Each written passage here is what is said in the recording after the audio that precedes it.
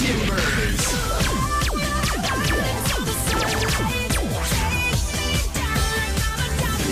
Put your hands together. Come on. Are you ready?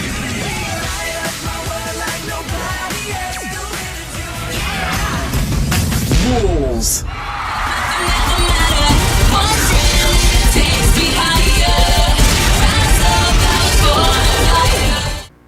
Hi, I'm KJ Marino, and this is Wolf News Network. Let's talk about sports.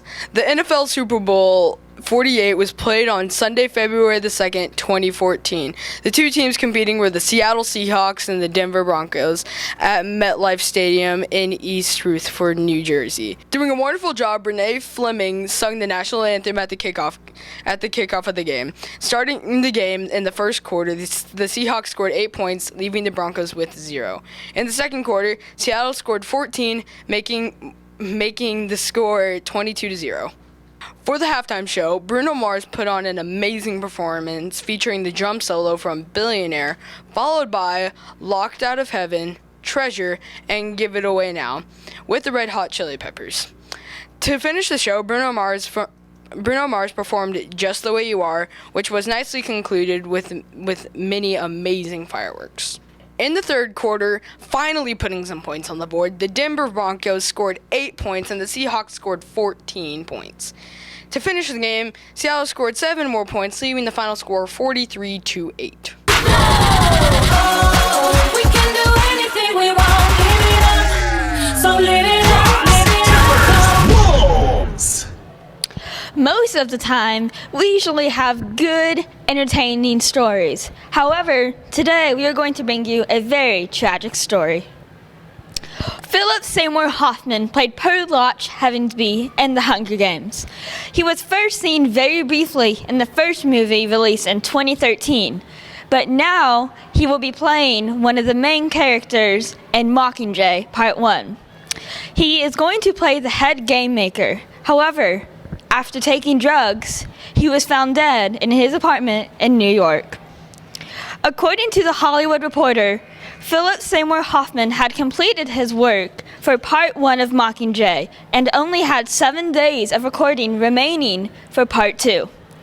The Hunger Games industry website also said the movie will not be delayed. Oh, we can do anything we want, give it up. A student has been injured by her phone catching on fire in her pocket. Hi Wolves, I'm Sierra reporting to you this story.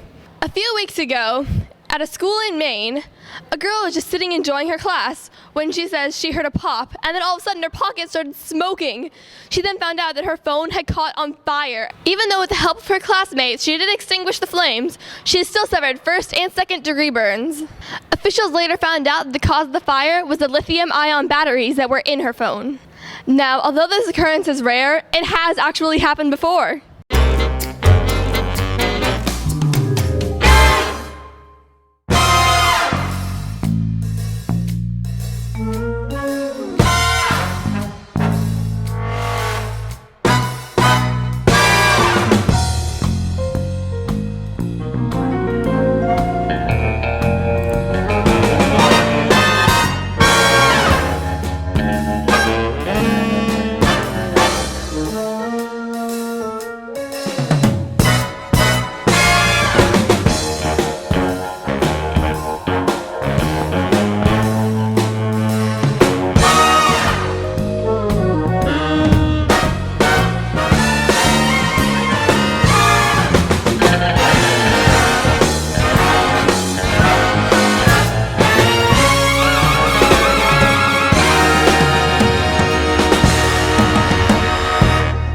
Introducing the invincibility star of gift giving, a list of the top 5 gifts to buy the geek in your life this Valentine's Day.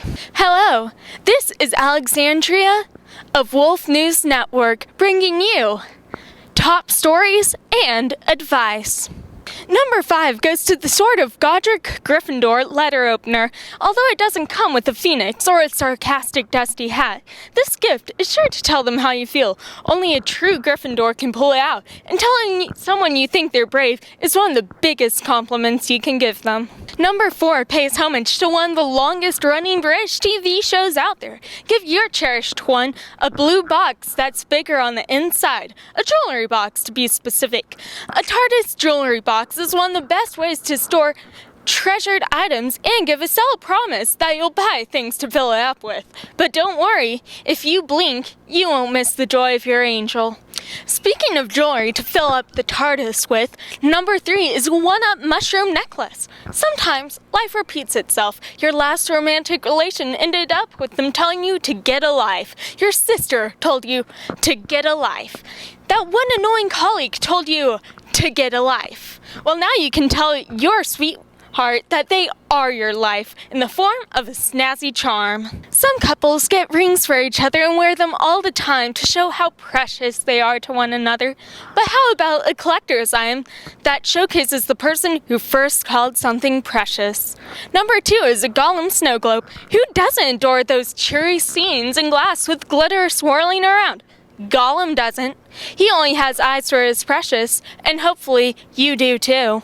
Sometimes we have rough days where nothing's going right, and we just wish that people would listen to us instead of that pompous person who's always in the spotlight. We get tired of being the outcast that lurks in the shadow. Wouldn't it be nice to be the ruler of Asgard for once? Did I say Asgard? I meant all 9 realms. Number 1 goes to Loki's magical scepter, which has the power of shooting laser blast at the weak. Or at least it does in the movie. It does, however, keep one power in both worlds. It'll win over any heart and mind, except for Tony Stark's. This has been Alexandria of Wolves News Network. Keep howling. Let's talk about Facebook. How many guys are active users on Facebook? Only a couple. Well, for those of you, you might want to hear this. Facebook, according to Princeton researchers, will soon come to an end. No, it's not because Facebook creator Mark Zuckerberg wants to shut it down. Why would he? It's because you guys, the majority of users, aren't using Facebook. And you guys take about 80% of the users, the other 20% being who else? Your parents, your grandparents, etc.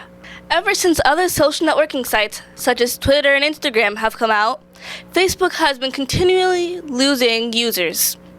Researchers say that between 2015 and 2018, Facebook's user base will decline extremely. If that were to happen, there wouldn't be a Facebook. Are you worried about the looming shutdown of Facebook? I'm not. Thanks for watching. Let's go! Big bad wolf. Clap your hands, don't clap your hands, don't clap your hands. Ready to go. Give you a